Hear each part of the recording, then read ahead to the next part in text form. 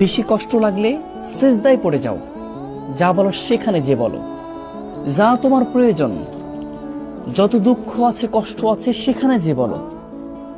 তোমার সমস্ত কষ্টগুলো মোচন করে দিবেন তিনি হচ্ছেন আমার আল্লাহ।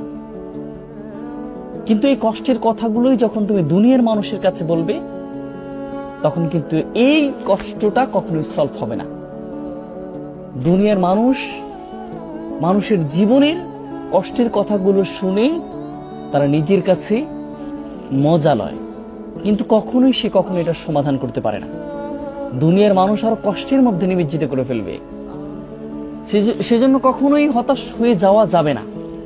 লা তাহসান, হতাশ হবেই না। তুমি কষ্ট হলে, দুঃখ পেলে দ্রুত তুমি সিজদায় পড়ে যাও, সেখানে যে যা বলার তুমি বলো, যেটা লাগবে সেটাও বলো, যেটা প্রয়োজন সেটাও বলো।